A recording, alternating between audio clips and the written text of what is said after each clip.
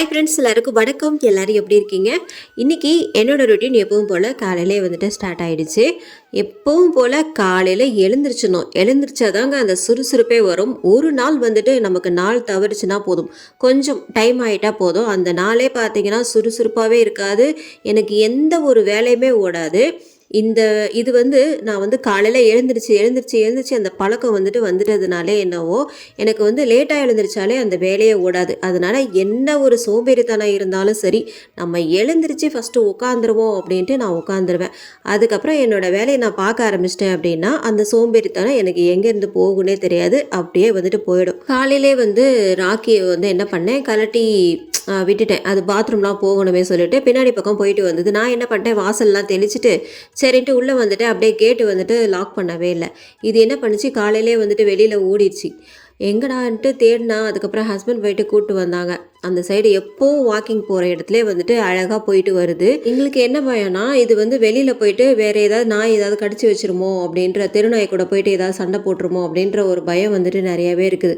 நிறைய டைம் இப்படி தான் வெளியில் போயிடும். ஆனால் கொஞ்சம் பயமாக தான் இருக்கும். ஆனால் பார்த்திங்கன்னா திரும்பி வந்துடும்.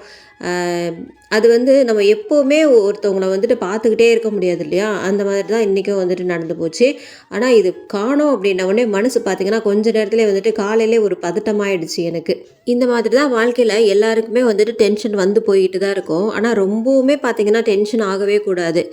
உங்களால் எந்த அளவுக்கு டென்ஷனை குறைக்க முடியுமோ அந்த அளவுக்கு குறைச்சிருங்க. ஏன்னா டென்ஷன் ஆகிறது மனுஷனுக்கு நிம்மதின்றதே கிடையாது. அது ஒரு நல்ல ஒரு வாழ்க்கையும் தராது, ஒரு ஆரோக்கியமான வாழ்க்கையை நமக்கு தராது. அதனால் டென்ஷனை கொஞ்சம் படிப்படியாக அப்படியே குறைச்சிக்கிட்டே வர்றதுல ஒரு மனுஷனுக்கு ஆரோக்கியத்தை தரும். அதை ஃபாலோ பண்ணிக்கணும் நம்ம ஃபஸ்ட்டு. நம்ம எல்லாருக்குமே இந்த டென்ஷன் எதனால் வருது, ஏதாவது ஒரு விஷயம் நடக்காமல் போயிடுச்சு அப்படின்னா அந்த டென்ஷன் வருது. அது கட்டுப்படுத்தவே முடியாது. சில பேருக்கு அப்படியே ஆச்சோ கூச்சோன்னு கத்துவாங்க சில பேர்.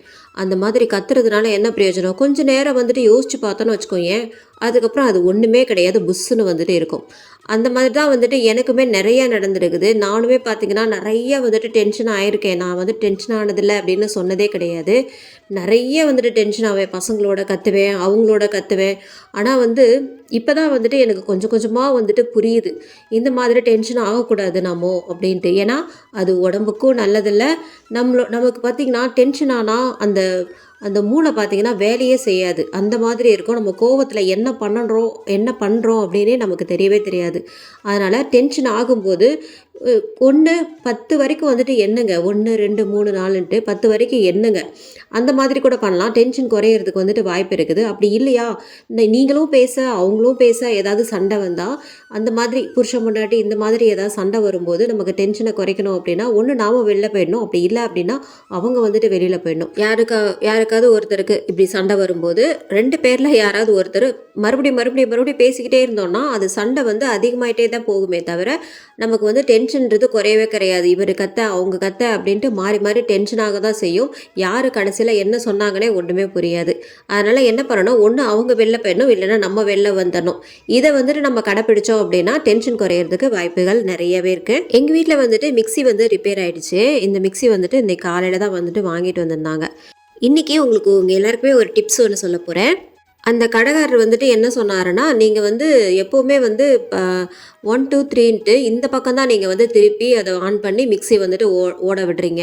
நீங்கள் இந்த பக்கம் ரிட்டன் நீங்கள் திருப்பணும். அது பல்ஸ் மோடில் போடணும் நீங்கள் கொஞ்சமாவது. அப்போ தான் உங்களுக்கு அடைப்பு எதுவும் இருக்காது. உங்களுக்கு மிக்ஸி சீக்கிரமாக அடைச்சிட்டு இருக்கிறதுனால தான் உங்களுக்கு மிக்ஸி சீக்கிரமாக போகுது அப்படின்ற மாதிரி சொல்லியிருந்தாங்க.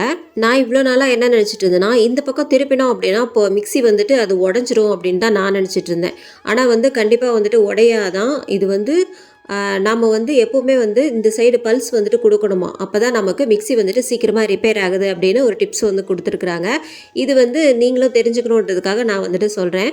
இன்றைக்கி நாம் பருப்பு குழம்பு எப்படி பண்ணுறதுன்னு தான் பார்க்க போகிறோம். இது காய்கறி இல்லாத நேரத்தில் சட்டுன்னு பண்ணிடலாம்.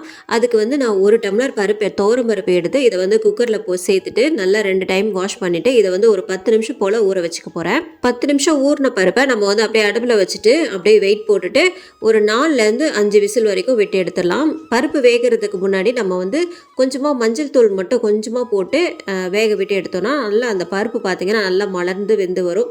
அது மட்டும் இல்லாமல் நல்லா மஞ்சளாக இருக்குமோ பார்க்கறதுக்கே பார்த்தீங்கன்னா சூப்பராகவே இருக்கும். இப்போ நம்ம பருப்பு குழம்பு எப்படி பண்ணுறதுன்னு பார்த்துடலாம். இதில் வந்து ஒரு டேபிள் ஸ்பூன் அளவுக்கு எண்ணெய், ஒரே ஒரு ஸ்பூன் நெய் சேர்த்துக்கோங்க. இதில் வந்து கடுகு, ஜீரகம் சேர்த்துக்கலாம். இது பொரிஞ்சதுமே ஒரே ஒரு பச்சை மிளகா, ஒரு காஞ்ச மிளகா உடச்சி சேர்த்துக்கோங்க. இது கூடவே ஒரு கொத்து கருவேப்பிலை, ஒரு 4 பல்லு பூண்டை வந்துட்டு கட் பண்ணி சேர்த்துருக்கேன். சேர்த்துட்டு இதை வந்து நல்லா மிக்ஸ் பண்ணிக்கோங்க. மிக்ஸ் பண்ணிவிட்டு ஒரு 10லேருந்து 20 வரைக்கும் சின்ன வெங்காயம் எடுத்து, சின்ன வெங்காயம் கட் பண்ண வேண்டாம், அப்படியே வந்துட்டு சேர்த்துக்கோங்க. சேர்த்துட்டு இதை வந்து நல்லா மிக்ஸ் பண்ணி விட்டுக்கோங்க. இது கூடவே நான் வந்து ஒரே ஒரு தக்காளி சேர்த்துருக்கேன். தக்காளி சேர்த்துட்டு கூடவே கொஞ்சமாக தேவையான அளவுக்கு உப்பும் சேர்த்துட்டு நல்லா மிக்ஸ் பண்ணிவிட்டு இதை வந்து ஒரு மூடி போட்டு வச்சிடலாம். இப்போ நமக்கு தக்காளி நல்லா வதங்கிடுச்சு.